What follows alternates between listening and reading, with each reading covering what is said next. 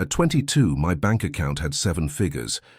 At 25, my phone had 7 blocked numbers from debt collectors. They say what goes up must come down, a simple law of physics. They never tell you about the velocity, the G-force of a financial freefall. They never describe how fast you can burn through a fortune that was supposed to last a lifetime, or how the fire from that wreckage burns you to your very soul. This isn't just a story about losing money. It's about the man I was, the monster I became, and the stranger I had to learn to be afterward. When you're 22 years old, you operate with a lethal combination of boundless energy and cavernous ignorance. You mistake luck for genius and early success for divine right. I wasn't just a victim of this delusion, I was its poster child. I had a multi-million-dollar acquisition to prove my infallibility. But what does a kid, whose most complex financial decision a year earlier was whether to splurge on name-brand peanut butter, truly comprehend about the nature of wealth? Absolutely nothing. Money, I've learned, is a magnifying glass. It doesn't change you, it just makes you more of what you already were. In my case, it magnified my ambition into arrogance, my confidence into hubris, and my ignorance into a weapon of mass self-destruction. And that weapon was forged in the most unlikely of places. My empire wasn't born in a pristine Silicon Valley boardroom or a futuristic tech incubator with kombucha on tap. It was born in the suffocating humidity of a university dormitory, room 3B of Prescott Hall to be precise. The room was a biohazard of youthful neglect. It smelled perpetually of burnt coffee, the MSG-laden steam from instant ramen, and the distinct odor of hot plastic from 2 computer towers that hadn't been powered down in 6 months. My partner in this digital alchemy, my roommate and the only person who truly understood the madness, was Mark. We were a study in contrasts. I was the frontman, the frantic, caffeine-wired visionary whose brain was a constant storm of features, user interfaces, and grandiose projections. Mark was the quiet engine, the anchor. He was a truly gifted engineer, a coder whose logic was so clean and elegant it was like poetry. My code was brute force. His was art. He possessed a preternatural calm, a bedrock of logic that I, in my manic flights of fancy, desperately needed. We were the perfect symbiotic entity. I was the lightning, and he was the lightning rod. In those days, the digital landscape was a chaotic, thrilling mess. Social media was exploding. It wasn't the polished, monolithic corporate entity it is today. It was the Wild West. You had Facebook for your carefully curated life, Twitter for your unfiltered ID, Instagram for your food, and a dozen other niche platforms sprouting like weeds. It was exhilarating, but it was also exhausting. It was a cacophony of notifications, a relentless assault of digital noise. The average person spent more time juggling apps than actually connecting. And that was the problem that became our obsession. It wasn't about a business plan, not at first. It was a personal vendetta against digital clutter.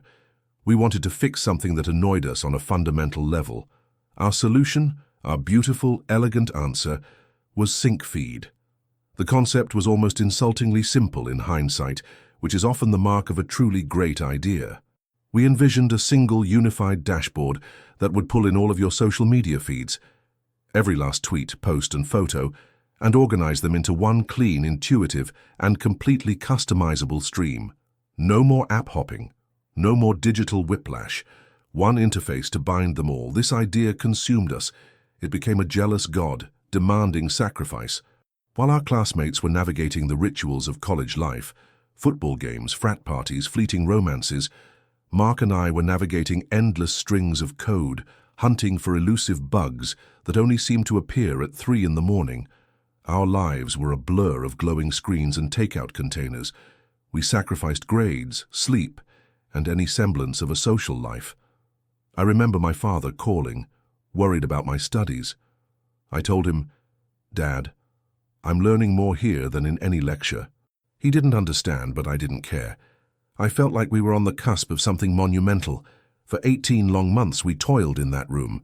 We built, we broke, we rebuilt. We launched a closed beta, and the feedback from our small circle of users was overwhelmingly positive, but we couldn't seem to break out. We were a whisper in a hurricane. I remember the pitch. We'd managed to secure a meeting with a local angel investor, a man named Mr. Sterling, whose reputation preceded him. We walked into his sterile minimalist office, two nervous kids in ill-fitting shirts, our hearts pounding. I stumbled through our presentation, my voice cracking. He let us finish, leaned back in his leather throne, steepled his fingers, and gave us a smile that didn't reach his eyes. "Boys," he said, his voice dripping with condescension, "an aggregator is a cute feature. It's not a business. It's a weekend project. Come back when you have a real company." He ushered us out of his office like we were children who had wandered into the adult section. The walk back to campus was silent and humiliating. Mark was contemplative, but I was incandescent with rage. That night, I printed his patronizing rejection email and pinned it to the corkboard above my desk. It became my mantra, my focus point. Every time I felt like giving up, I'd look at that piece of paper and hear his voice. It was the best motivation anyone could have given me. The turning point, the moment the universe finally decided to notice us, arrived on an utterly unremarkable Tuesday afternoon. I was sitting in the back of a cavernous lecture hall, feigning interest in a lecture on Keynesian economics, when my phone, set to vibrate, began to buzz in my pocket. But it wasn't a single buzz.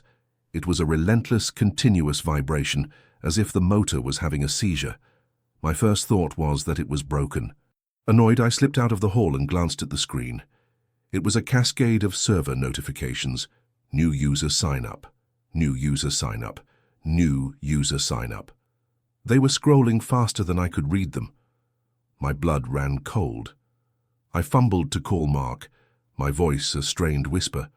"Mark, what's going on? Are we under some kind of attack?" He was just as bewildered. "I don't know. The server load is through the roof. It's going to crash." A frantic search online revealed the source. A legendary tech blogger, a man whose opinion could make or break a startup overnight, had discovered SyncFeed. He had penned a short, powerful article about us. The title was all it took. SyncFeed, the elegant app that finally cured my digital anxiety. That was the match that lit the fuse. By the time my lecture ended, we had 50,000 new users. Our cheap, overworked server was melting. By the end of the week, we had 500,000. We were a top download in the App Store. We were trending on Twitter. It was a tidal wave. We didn't sleep for the next 72 hours, subsisting on a cocktail of adrenaline and stale coffee, frantically patching the server, responding to an avalanche of support emails, and watching our user numbers climb into the stratosphere. Then, the email that changed my life forever landed in my inbox. The sender wasn't a user or a journalist. The name was a vice president of corporate development at a tech behemoth, one of the giants of the industry. The subject line was minimalist and terrifying. Acquisition proposal. Mark and I read it together in the stunned silence of our dorm room, the glow of the monitor illuminating our disbelieving faces. We read it again, then a third time. It was real. They wanted to buy us, not invest. Buy. The weeks that followed were a surreal crash course in corporate law. We were two kids in hoodies on a speakerphone, negotiating with a team of shark-like lawyers in a state-of-the-art boardroom 1,000 miles away. They opened with an offer of $1 million. I almost choked. I was ready to scream yes before he'd even finished the sentence. But Mark, my anchor, my voice of reason, calmly placed a hand on my arm and said into the phone, "Thank you for the generous offer. We'll need some time to consider it." I was furious with him, but he knew what he was doing. He knew our value was a ticking clock increasing with every 1,000 new users. After a week of nerve-shredding negotiations, we settled on the final number, $2 million. I will never forget the moment the funds were wired. It seared into my memory. I was sitting on my lumpy, spring-poked dorm mattress, staring at my online banking portal on my laptop. The balance read a familiar, pathetic $437.15. I took a deep breath and clicked the refresh button. The page blinked. And then the new number materialized. 1 to 100,537.15. After the 50-50 split with Mark and the initial chunk withheld for taxes, that was my share. $1.1 million. I stared at the screen for what felt like an eternity. All those commas. It seemed like a clerical error, a glitch in the matrix. It felt like someone else's life, but it was real. At 22 years old, I was a millionaire. I hadn't just proven Mr. Sterling wrong. I had annihilated his entire worldview. I had won. That sensation, it's pure, uncut ecstasy. It's the feeling of every door in the world swinging open at once. It's the moment where most success stories fade to black. But my story was just beginning its most dangerous chapter. If you're already captivated by this journey, do yourself a favor and hit that subscribe button right now. It's going to get much wilder. And I want you to drop a comment below telling me what city or country you're watching from. I'm curious to see how far the story of two kids from room 3B has traveled across the globe. The very first thing I did with my newfound fortune was not sensible. I didn't consult a financial advisor. I didn't draft a long-term investment strategy. I walked out of that dorm for the last time, hailed a taxi to the most exclusive car dealership in the city, and pointed to a gleaming, onyx black Maserati Gran Turismo sitting seductively on the showroom floor. I bought it on the spot with a debit card transaction. The look on the salesman's face, a mixture of shock, confusion, and avarice, was worth the price alone. The second thing I did was sign a lease for a sprawling penthouse apartment in the city's most expensive skyscraper, a glass palace with panoramic views that made the world below look like a toy set. I abandoned most of my old possessions in the dorm. I wanted no artifacts from my previous life, no reminders of the ramen noodle kid. He was a ghost. In his place stood Ethan, the boy genius, the self-made millionaire. I would stand at those floor-to-ceiling windows for hours, a glass of expensive scotch in my hand, looking down at the grid of city lights, and I didn't just feel successful. I felt like a god. I was completely, utterly invincible. And I believed, with every fiber of my being, that the world wasn't just at my feet. It was mine to command. The first few months of being a millionaire were a dizzying, intoxicating blur. It was a baptism by champagne. I wasn't just living a new life. I was inhabiting a new reality, one governed by different rules, a different physics. Gravity, it seemed, no longer applied to me. The city that had once felt so vast and intimidating now felt like my personal playground. My days, previously dictated by class schedules and coding sprints, were now an unstructured expanse of pure indulgence. I developed a taste for things I never knew existed: tailored suits made from fabrics that felt like water, watches with more complications than a spaceship, and single malt scotches that cost more per bottle than my old dorm room's monthly rent. Money wasn't just a means to an end. It was the language of my new world, and I became fluent in it with alarming speed. My penthouse became the epicenter of a social life I had only ever seen in movies. I threw lavish parties, where the guest list was a curated collection of the city's young, beautiful, and influential. Models, artists, entrepreneurs, and a whole host of people whose professions remained vaguely defined filled my living room, their laughter echoing against the panoramic windows as they sipped champagne that flowed like water. I wasn't just the host. I was the main attraction. I was the boy wonder, the kid who'd cracked the code. People listened to my opinions on technology, on business, on life, with a reverence that was utterly intoxicating. I would tell the story of SyncFeed's creation over and over, each retelling burnishing the legend a little more, conveniently omitting the sleepless nights of terror and self-doubt, focusing instead on the myth of my own inevitable genius. I was no longer just Ethan. I was a brand, a symbol of effortless success. This transformation was profound and insidious.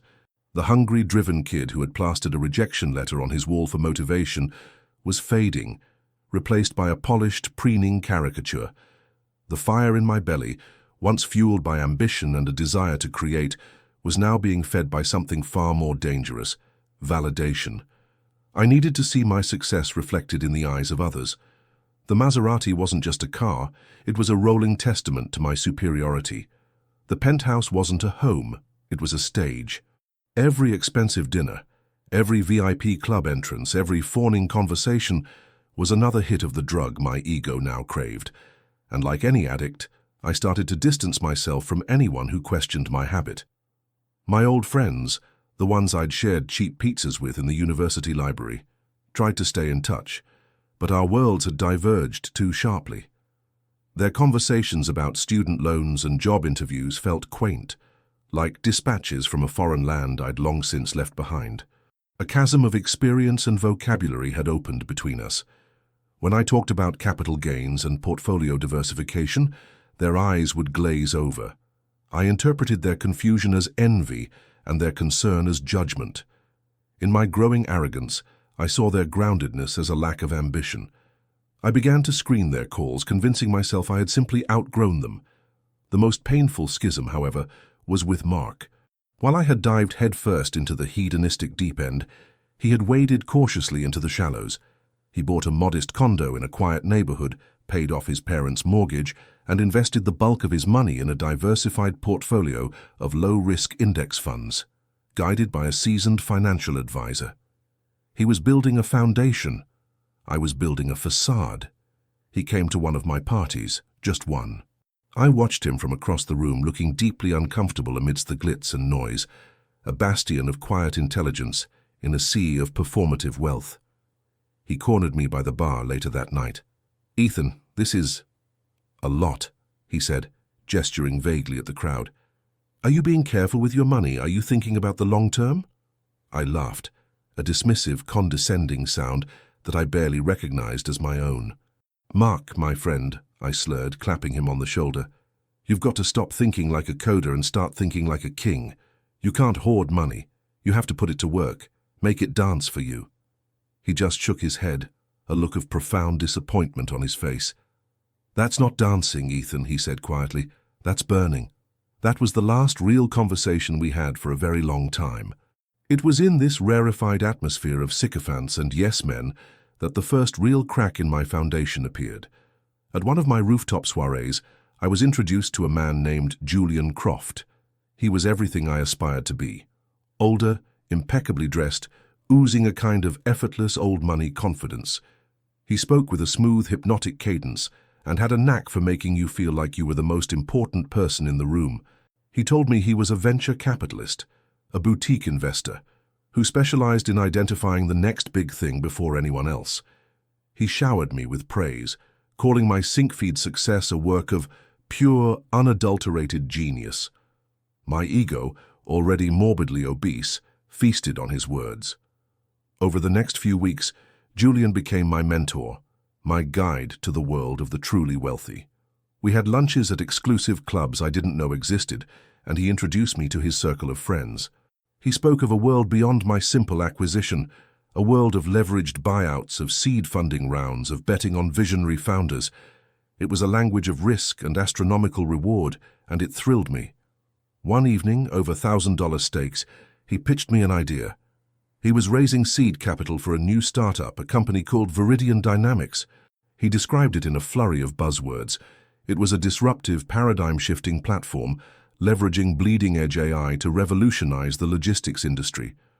The details were vague, shrouded in the mystique of proprietary technology, but his conviction was absolute.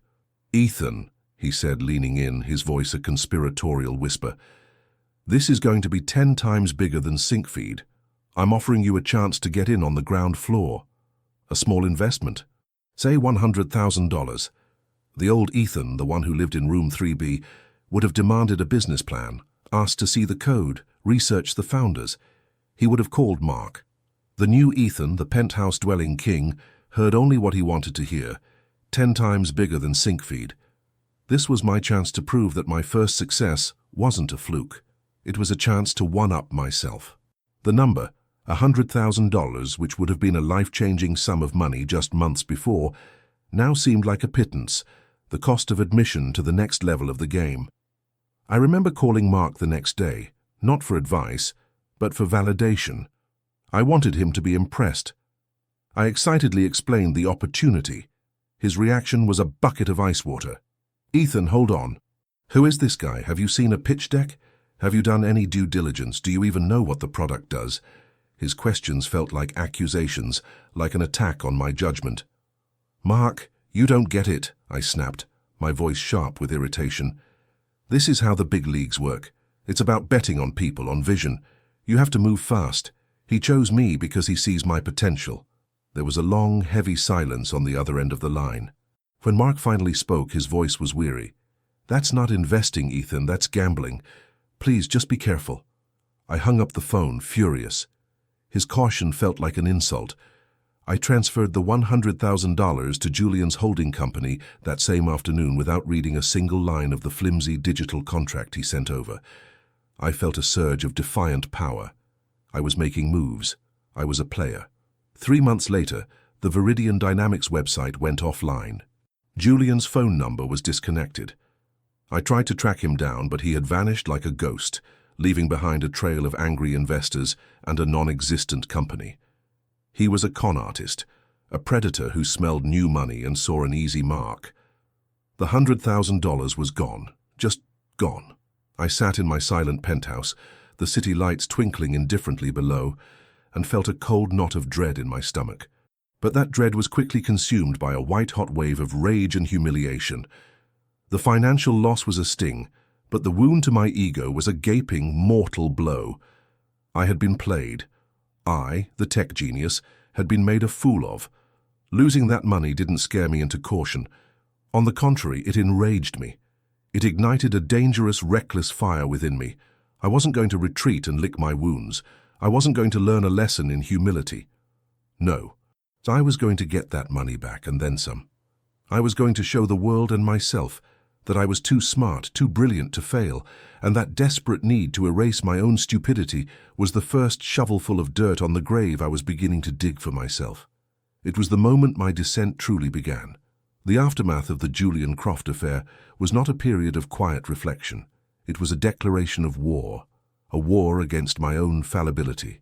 Admitting I'd been conned would have meant admitting I was not the wunderkind I had curated myself to be. It would have required a level of humility I no longer possessed. So I did what any cornered, prideful animal would do. I attacked. I buried the humiliation under a mountain of denial and resolved to make back the lost money so quickly and so spectacularly that the $100,000 blunder would become nothing more than a footnote, an amusing anecdote in my grand saga of success. The measured, patient path of investing, the one Mark had chosen, now seemed utterly contemptible to me. It was the way of the timid, the path of plodders. I didn't want to build wealth. I wanted to conjure it out of thin air, a dazzling act of financial wizardry that would silence all my inner and outer critics. This obsessive quest for a quick victory led me away from the world of startups, where I at least had some foundational knowledge, and into the dazzling, chaotic casino of the stock market. But I wasn't interested in blue-chip stocks or long-term growth. That was boring. That was for old men in country clubs. I was drawn to the volatile, high-stakes world of day trading. It offered the immediate gratification I craved, the thrill of the gamble, the adrenaline rush of watching the ticker tape, the binary, brutal clarity of a win or a loss in a matter of hours, even minutes. I convinced myself this wasn't gambling. It was a game of skill, a battle of wits and nerve that I, with my superior intellect, was uniquely equipped to win. I devoured books on technical analysis, chart patterns, and trading psychology, absorbing the jargon without truly understanding the soul-crushing risk that underpinned it all. My sleek home office, once a place for idle web browsing, transformed into a command center. I installed a multi-monitor setup displaying a dizzying array of flickering charts, graphs, and news feeds. I was awake before the market opened, mainlining coffee, and I stayed glued to the screens until the closing bell, my eyes raw and burning. My life contracted, shrinking to fit the dimensions of those monitors. The parties dwindled. The sycophantic friends called less often when I was too busy to fund their evenings, and I barely noticed their absence. The market was my new lover, a demanding, mercurial mistress who consumed my every waking thought. Mark tried to intervene again. He must have heard through the grapevine about my new obsession. He showed up at my penthouse unannounced one Saturday, holding a thick file folder. He looked tired, his face etched with concern. "Ethan, we need to talk," he said, bypassing the pleasantries. He spread the documents across my marble coffee table. It was a meticulously crafted financial plan, prepared by his advisor. It detailed a conservative strategy for my remaining capital, a mix of real estate, bonds, and index funds designed to generate steady, reliable growth. "Look," he said, his voice earnest, "you're 23 years old. You don't have to take these crazy risks. This plan right here," he tapped the folder, "this will make you wealthy for the rest of your life. It's the smart play, the safe play." I looked at his charts and projections, and all I felt was a profound, visceral contempt. Safe? I didn't want safe. Safe was for my parents' generation. Safe was for people who clipped coupons and worried about retirement. "Safe is the new risky, Mark," I retorted, the hollow aphorism of some trading guru I followed echoing in my voice. "The world is moving too fast for this antique strategy." I pushed the folder back towards him. "This is small thinking, Mark. This is fear-based wealth management. Frankly, it's a poor person's mindset." The words hung in the air between us, ugly and sharp. I saw the hurt flash in his eyes, immediately replaced by a look of weary resignation. He had come to save me, and I had spat in his face. He slowly gathered his papers, his movements deliberate and final. "I hope you know what you're doing," he said, his voice barely a whisper. He walked out of my apartment, and as the heavy door clicked shut, I felt a fleeting pang of loss, which I quickly smothered with a surge of indignant pride. He was holding me back. They were all holding me back. My isolation became a fortress. The only relationships that mattered were with the disembodied avatars in the online trading forums I frequented. There, surrounded by other adrenaline junkies, my reckless behavior was not only accepted, it was celebrated. We were cowboys of capital, digital gunslingers risking it all for a shot at glory. It was in one of these forums that I first encountered a user who went by the screen name Midas Touch. He was a legend in that small insular community. His posts were a cocktail of bravado, cryptic market predictions, and screenshots of astronomical gains. He cultivated an aura of mystery and omniscience, and I, along with hundreds of others, hung on his every word. He wasn't a mentor like Julian. He was a guru, a high priest of high-risk speculation. This new, solitary existence also detonated the last meaningful personal relationship I had. Sarah, my girlfriend from college, had stuck with me through the initial chaos of my newfound wealth. She was the last living link to the person I had been before the money. She was grounded, intelligent, and unimpressed by the superficial trappings of my new life. For a while she was my anchor to reality, but the rope was fraying. She saw the change in me, the growing obsession, the coldness, the way my eyes would glaze over when she talked about her day, my thoughts already drifting back to stock charts. One evening, she tried to break through my self-imposed wall. We were at a restaurant I'd chosen, a place so ostentatiously expensive it felt like a parody. "I don't recognize you anymore, Ethan," she said, her voice soft but firm. "We don't talk. We just transact. You're not present. You're somewhere else in that world of numbers on a screen. I'm worried about you. This isn't healthy." Her concern felt like a criticism of my ambition. "You don't understand what it takes," I said coolly. "I'm building an empire. It requires focus, total focus." She shook her head sadly. "No, you're not building anything. You're just gambling. And you're losing yourself in the process."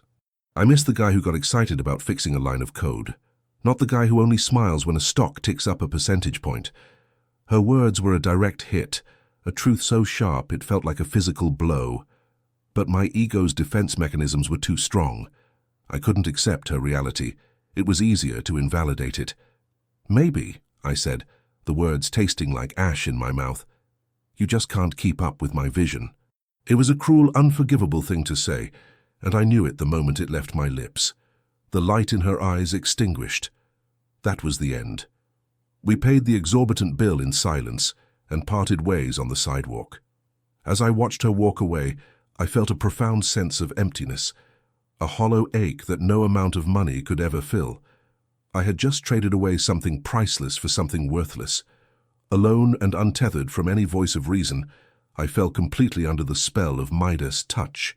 After a few weeks of following his whispers and making some modest gains on speculative trades, enough to reinforce my belief in his genius and my own, he sent me a private message. It was the digital equivalent of a secret initiation. "Kid, you've got guts," it read. "I've been watching you. I think you're ready for the big leagues. I'm talking about the world of penny stocks." He described it as the final frontier of investing, a lawless territory where fortunes were made and lost in a heartbeat. These were companies trading for fractions of a dollar, too small and obscure for Wall Street to notice. The potential for a 1,000% gain was real, but so was the risk of the stock going to zero. He had a specific target in mind, a tiny unknown biotech firm called Somogenics. According to Midas, they were on the verge of a breakthrough, a revolutionary cancer treatment that was about to complete its final FDA trial phase. His sources, he claimed, were impeccable. He said the news of their success was being kept under wraps to prevent a hostile takeover, but that a public announcement was imminent. Once the news broke, he predicted the stock would rocket from 2 cents a share to over $1. "This isn't just a trade, kid," his message concluded. "This is the opportunity of a lifetime, the one you tell your grandkids about." Every rational instinct I should have had was screaming in protest. This was a story spun by a faceless avatar on the internet about a company I'd never heard of. It was infinitely more reckless than the Julian Croft fiasco. But my brain was no longer operating on reason. It was operating on a toxic cocktail of greed, desperation, and a burning need for redemption. The initial small wins I'd had in the market had inflated my ego to a critical point. I felt I had a special insight, that I could see the patterns others missed. Midas wasn't a stranger. He was a kindred spirit who recognized my talent. The warning bells from Mark, the sad, disappointed look in Sarah's eyes, I dismissed them all as the chorus of the fearful and the mediocre. They couldn't see the brilliant, daring future I was about to seize. Without a moment's hesitation, I liquidated a significant portion of my remaining portfolio, half of everything I had left, and wired the money to my trading account. I placed a single massive buy order for shares of Somogenics. As I watched the order execute, a feeling of calm certainty washed over me. I wasn't investing in a company. I was investing in my own destiny. I was betting my future on the word of a ghost in the machine and the unshakable strength of my own ego. There is a peculiar deceptive tranquility that settles in after you've made an irreversible high-stakes decision. The frantic anxiety of should I or shouldn't I dissolves, replaced by a strange, fatalistic calm. You've pushed all your chips to the center of the table. Now all you can do is wait for the river card.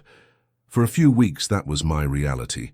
The world of Somogenics, my supposed golden ticket, was quiet. The stock price barely moved, fluctuating by fractions of a cent in either direction. In this vacuum of news, my imagination ran wild, constructing an elaborate and glorious future on a foundation of pure speculation. I was no longer merely a millionaire. I was a visionary financier on the cusp of becoming a legend. During this period of eerie quiet, I began living the life of the man I was certain I was about to become. My spending, which had been merely extravagant, now became truly pathological. I was spending money I hadn't yet earned, celebrating a victory that hadn't yet occurred. I chartered a private jet for a weekend trip to Monaco with a few of the shallow acquaintances who still orbited my wealth, justifying the astronomical expense as networking. I put a down payment on a yacht, a magnificent vessel I'd already named the Midas, in a premature tribute to the anonymous guru who was architecting my destiny. I walked into a high-end art gallery and purchased an abstract painting for a sum that would have been my father's annual salary, not because I appreciated the art, but because I appreciated the price tag. Each purchase was a reaffirmation of my belief, a physical manifestation of my impending triumph. I was performing the role of a titan of industry, utterly convinced that reality would soon conform to my performance. This fantasy was a powerful anesthetic, numbing me to the profound isolation that had enveloped my life. The penthouse, once a vibrant hub of activity, was now a silent, sterile glass box. The laughter and music had been replaced by the low hum of my trading computers and the constant muted chatter of financial news channels. I was an emperor ruling over an empire of one. I had successfully severed every tie to my past, systematically eliminating every voice that might have injected a dose of reality into my delusion. Mark's number was buried deep in my contacts list, a relic of a former life. Sarah's face would occasionally flicker through my mind, a ghost of a conscience I'd chosen to exercise. I had built a fortress of wealth and ego around myself, and while it was impenetrable to reason or concern, it was also a prison. Then, just as a subtle unease began to creep into the edges of my manufactured confidence, the phone rang. It was an unknown number, but I knew, with a jolt of electricity, who it was. It was the digital voice of Midas Touch, materialized into the real world. His voice was not what I expected. It was calm, measured, and utterly devoid of the bombast of his online persona, which somehow made it even more commanding. "Ethan," he said without preamble, "it's time. The announcement is coming. My sources say it's slated for the end of the week." My heart hammered against my ribs. This was it, the moment of ascension. But then his tone shifted, acquiring a new urgency. "There's a problem," he continued. "Word is leaking. A major hedge fund has caught wind of the trial results, and they're building a massive short position. They're going to try and tank the stock with a flood of sell orders and negative rumors right before the official news breaks, create a panic, and scoop up cheap shares from weak hands." He paused, letting the predatory image sink in. "They want to shake you out. They want to steal your prize right at the finish line." The scenario he painted was a vivid, cinematic battle. Me, the lone visionary, against a cabal of faceless Wall Street vultures. It was a narrative perfectly tailored to my ego. "What do we do?" I asked, my voice tight with a mixture of fear and excitement. "We don't flinch," Midas said, his voice now steely with conviction. "We don't just hold, we attack. We need to increase our position. We need to absorb their sell-off and show them we won't be broken. This is the moment of maximum opportunity, Ethan. When there's blood in the streets, you buy. You have to be brave when others are fearful." His words were a symphony of classic market aphorisms, weaponized for my specific psychological profile. He was playing me like a violin. "Liquidate whatever you have left," he commanded. "Sell the rest of your portfolio. Take out a loan if you have to. This isn't about making a percentage gain anymore. This is about total victory. It's now or never." His directive was the ultimate test of faith.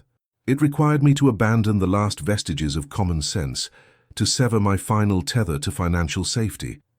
Looking back, I can see the ludicrousness of it all, a complete stranger on the phone telling me to bet my entire existence on his unverified information. But at that moment it felt like a sacred calling.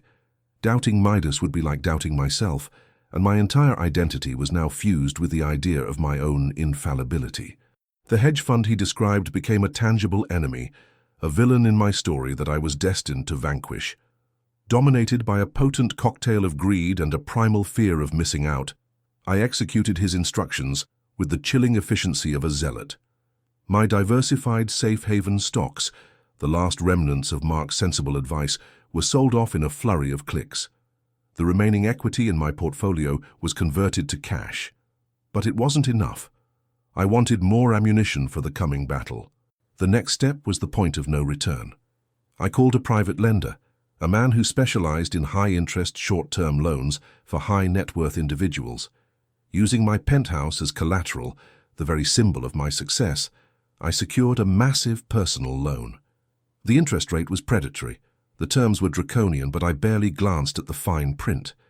It was just temporary, a bridge loan to my glorious future. The money appeared in my account within hours, a huge, terrifying number that represented not my wealth but my debt. I funneled every last dollar, the proceeds from my liquidated portfolio, the entirety of the high-interest loan, into my trading account. I placed a series of enormous buy orders for Somogenics, draining my cash balance down to the last cent. I didn't tell a single soul what I had done. The secrecy was part of the thrill. It was my gambit, my masterstroke. I was alone in my glass tower, a general moving his final troops into position for the decisive battle. Mark tried to call that afternoon.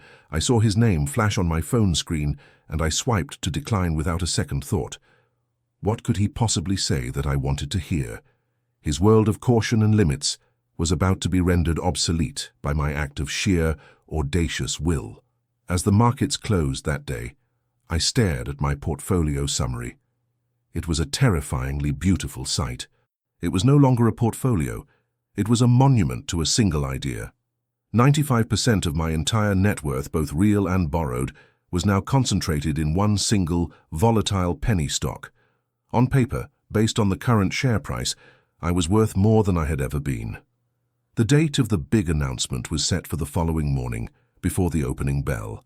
That night, sleep was an impossibility, but it wasn't due to anxiety or fear. It was a state of pure, euphoric anticipation. I was vibrating with energy, pacing the vast, empty rooms of my penthouse, the city lights sprawling beneath me like a conquered kingdom. I felt like a king on the eve of his coronation, a conqueror about to claim the ultimate prize. I was 24 years old, standing on the precipice of a victory so immense it would be talked about for years. I was about to become a legend.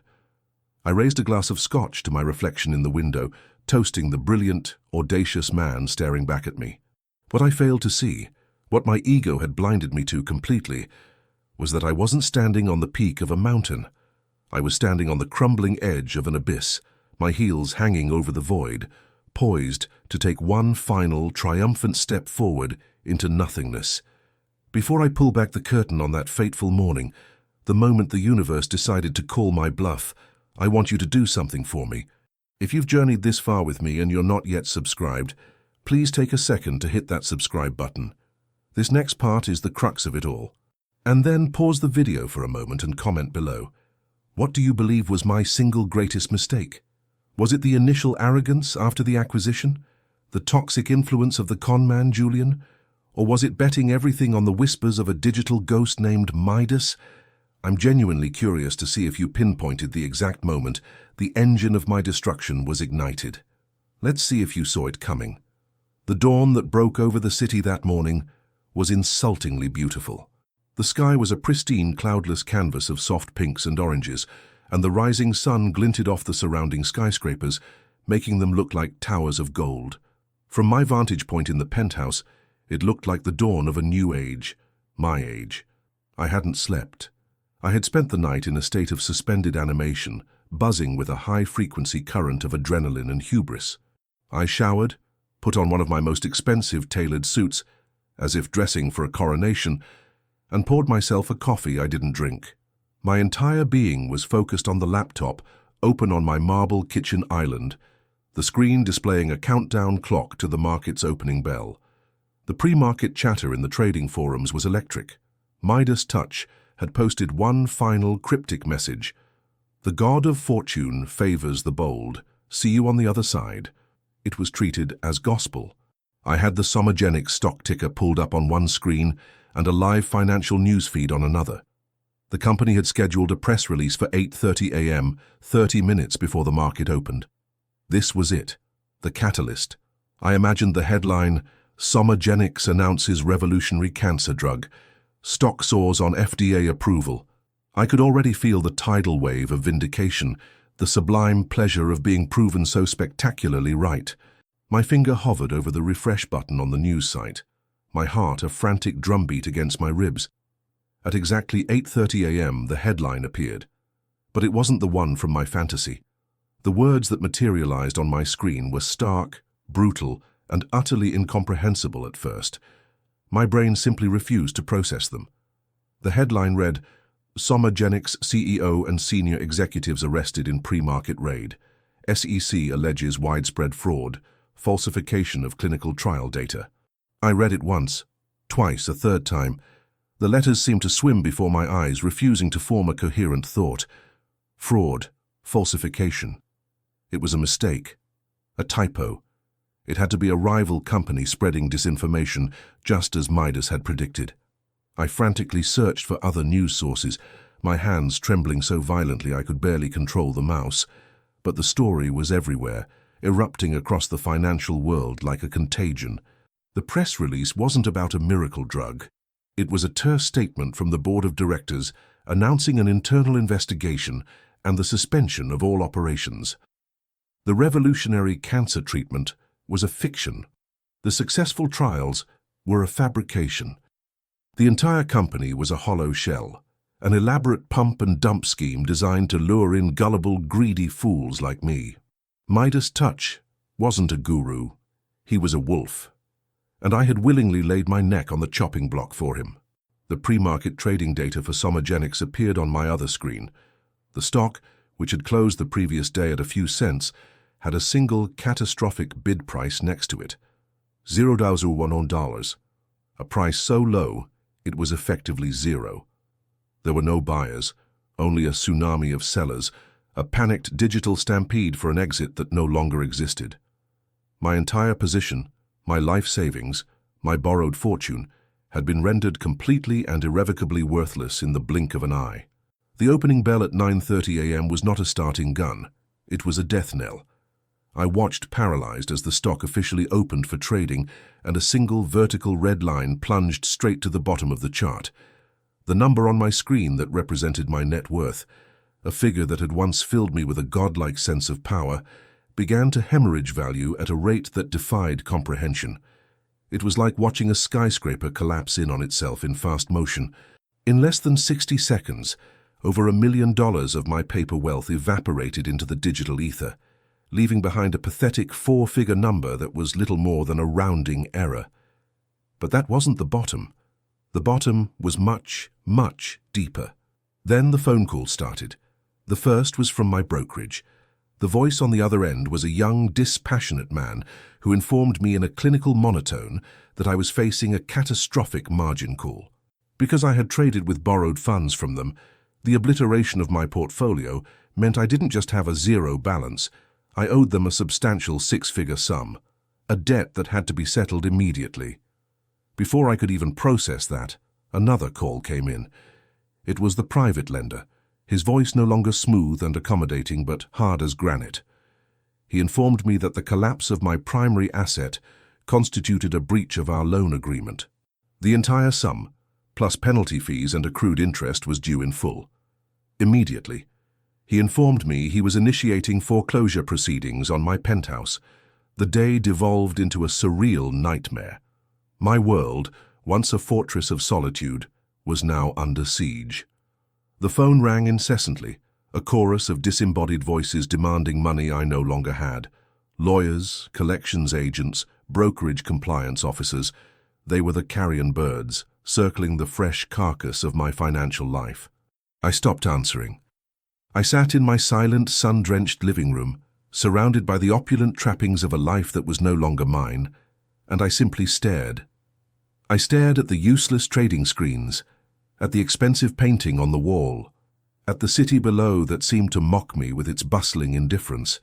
The denial phase was brief but intense, a final, flickering candle of my former arrogance. This was a temporary setback. I could trade my way out of it. I could declare bankruptcy and start again, but the reality was far more brutal. The scale of the debt was insurmountable. The foreclosure was unstoppable. The humiliation was absolute. The days that followed were a blur of shame and logistics.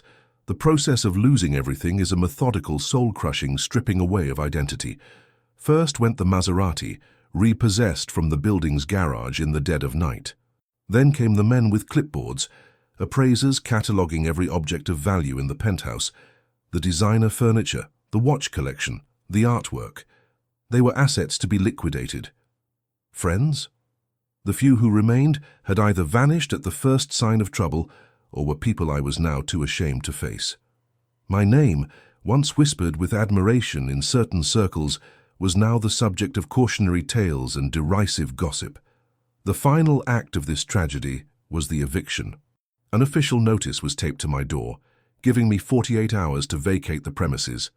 I packed what little I could into a few cardboard boxes, some clothes, a handful of books, my laptop, and the framed SyncFeed acquisition announcement, a cruel memento of a victory that now felt like it belonged to someone else entirely. On the last day, I stood in the empty penthouse. The rooms, stripped of their finery, echoed with a profound hollowness that perfectly mirrored the void inside me. The panoramic view of the city was no longer a symbol of my power, but a monument to my hubris. I had flown too close to the sun, and the landscape below was the scene of my crash. I took the service elevator down to the lobby, carrying my boxes. I didn't have enough money for a taxi. I called the only number I could think of, the number of the two people I had spent the last 2 years systematically ignoring. My parents. My father answered, And when I tried to explain what happened, my voice broke, and for the first time since I was a small child, I began to sob, a ragged, ugly, gut-wrenching sound of complete and utter defeat. There, on a street corner, surrounded by the last remnants of my shattered empire, I was no longer a millionaire, no longer a tech genius, no longer a king. I was 24 years old, broke, drowning in debt, and utterly, totally lost. I had hit the bottom, and in the crushing silence of that rock bottom, stripped of every distraction, every lie I had told myself, I was forced, for the first time in years, to truly listen to the stranger who was left behind. Returning to my childhood home was like traveling back in time to a life I had aggressively tried to erase. The house smelled the same, a comforting blend of my mother's cooking and old books. My bedroom was exactly as I had left it, a time capsule of my pre-millionaire existence, with its worn-out band posters and dusty computer manuals. It was the safest place in the world, and yet it felt like a cage of profound, suffocating shame. My parents, bless their hearts, never once said, "I told you so." They didn't need to. The judgment I imagined in their eyes was merely a reflection of my own brutal self-loathing. They offered quiet support, food and shelter, treating me not as a failed tycoon, but as their son who was deeply, visibly wounded. Their simple, unconditional kindness was both a balm and a source of acute pain, a constant reminder of the genuine connections I had discarded in my pursuit of superficial acclaim. The first year after the fall was a purgatory. My days were a monotonous cycle of shame, anxiety, and the relentless grinding work of untangling the wreckage of my finances. I had to declare bankruptcy, a public and humiliating ritual of surrender. The process involved endless paperwork, meetings with trustees, and the cold, impersonal accounting of every single one of my foolish decisions. It was a systematic autopsy of my failure. I sold my laptop and anything else of residual value to make small payments towards debts that bankruptcy couldn't erase. I took a job at a local electronics store, a place I would have sneered at a year prior. I went from being chauffeured in a Maserati to taking 2 buses to work, selling televisions and extended warranties to people who had no idea that the quiet, tired-looking man helping them was a former millionaire. The anonymity was both a blessing and a curse. It was a relief not to be Ethan the boy wonder, but the invisibility was also a stark measure of how far I had fallen. There were moments of excruciating humility. A former acquaintance spotted me at the store once, his eyes widening with a mixture of pity and morbid curiosity before he quickly scurried away. The shame was a physical weight, a cloak I couldn't take off. For a long time, I was defined not by who I was, but by what I had lost. I was a ghost haunting the ruins of my own past, my every thought a post-mortem on my own stupidity. The turning point wasn't a sudden epiphany, it was a slow, painful crawl out of the darkness, and it began with a single phone call. After months of wrestling with my pride, I dialed Mark's number. My hand was shaking so badly I could barely press the screen. He answered on the second ring. I had rehearsed a dozen different apologies in my head, but when I heard his voice, all I could manage was a choked, "I'm sorry." I wasn't just apologizing for losing the money or for being a fool. I was apologizing for what I had become, for the friend I had abandoned, for the arrogance that had poisoned our relationship. There was a long silence on the other end, and for a terrifying moment I thought he was going to hang up. Instead, he just said, "I know, do you want to get a coffee?" We met at a cheap diner, the kind of place we used to frequent in college. He didn't gloat. He didn't lecture me. He just listened. I told him everything. The scams, the lies, the crippling ego, the bottomless shame. I laid the full ugly truth of my downfall on that sticky diner table. When I finished, he just looked at me and nodded. "The money was never the problem, Ethan," he said, his words cutting through years of my own self-deception. "The money just showed you who you were becoming. The good news is you get to decide who you're going to be now." That conversation didn't fix my problems, but it opened a window in the prison of my shame. It was the first brick in the foundation of my emotional reconstruction. Reconnecting with that single, genuine relationship was worth more than the $1 million I had lost. That conversation was the beginning of my true education. Stripped of wealth, status, and ego, I was forced to build a new identity from the ground up, one not based on a bank balance. My job at the electronics store, which I'd initially seen as a penance, became a classroom. I learned humility by helping a grandmother figure out her new remote control. I learned patience by dealing with angry customers. I learned the simple dignity of earning an honest paycheck, the quiet satisfaction of being able to pay a bill with money I had worked for with my own 2 hands. I started seeing value not in dollars, but in human interactions, in small acts of kindness, in being useful to someone else. The great lesson, the one that cost me a fortune but has paid dividends for the rest of my life, is this: money is nothing more than an amplifier. It takes the whispers of your character and turns them into a roar. If you are insecure, money will make you arrogant. If you are generous, it will make you a philanthropist. If you are foolish, as I was, it will give you the resources to engineer your own destruction on a grand scale. I had blamed the money, the conmen, the market, but the architect of my downfall was always me. Losing everything was the only way I could be forced to confront the man in the mirror. It took years to climb out of the financial and emotional hole I had dug. I eventually went back to what I was good at: coding. I started a small consulting business from my parents' basement, helping small businesses build websites and manage their IT. It was a far cry from the global domination I once envisioned, but it was real. It was honest work. I met my wife, not at a glamorous party, but at a local community meeting. She fell in love with Ethan the consultant, not Ethan the millionaire. She saw value in my character, not my portfolio. We built a life together. A modest house, 2 wonderful children, a life measured not in acquisitions but in shared experiences, school plays, family dinners, weekend hikes. I never became a millionaire again.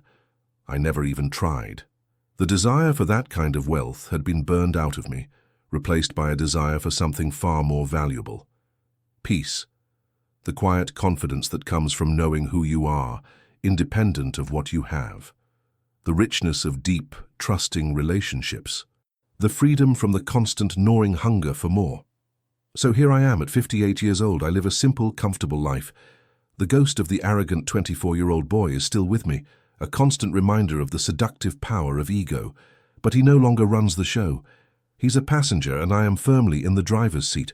I made and lost a fortune before my 25th birthday. It was a spectacular, terrifying, and ultimately invaluable ride. But the most important lesson I learned cost me everything I had, and I'm giving it to you for free. Success isn't measured by the heights you climb, but by your resilience in the fall. True wealth isn't what you accumulate in your bank account. It's the person you become when that account is empty. It's the integrity, wisdom, and compassion you have left when everything else has been stripped away. If my story has resonated with you in any way, I ask you to do one last thing. Share this video with someone in your life who might need to hear this message. And finally, please leave a comment and tell me, what is the greatest lesson about money or life that you have ever learned? I will read as many of your stories as I can. Thank you for listening.